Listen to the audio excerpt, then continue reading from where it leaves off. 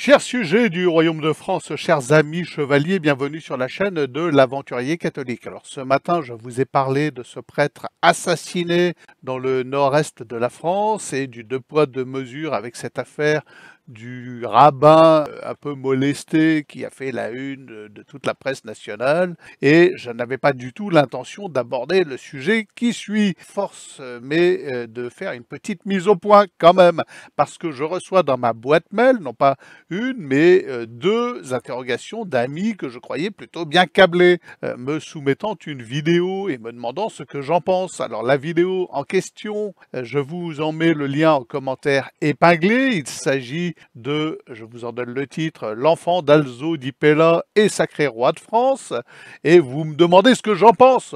Vous êtes sérieux, les gens?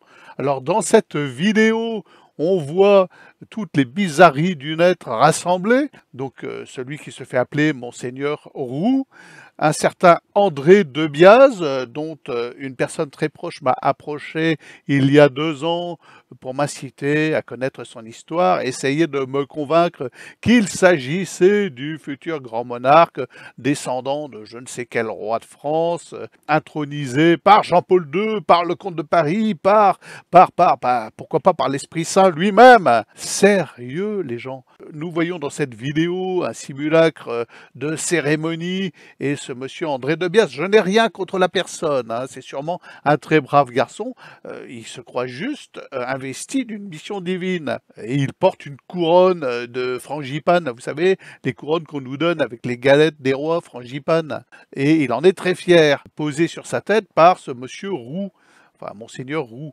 Excusez-moi, hein, je suis catholique, j'irai volontiers à la messe du Père Jacques, j'irai volontiers à la messe de l'abbé Dutertre, j'irai volontiers à la messe de l'abbé Salnave. Cela ne me poserait pas de problème, mais certainement pas à une messe de Monseigneur Roux. D'où il vient, d'où sort ce personnage, d'où sévit-il, est-ce qu'il est vraiment prêtre ou quoi que ce soit? Vous allez me dire, ah mais oui, il y a des preuves et blabla, ça vous regarde. Moi, personnellement, quand je vais à un sacrement, j'entends qu'il soit sûr et certain.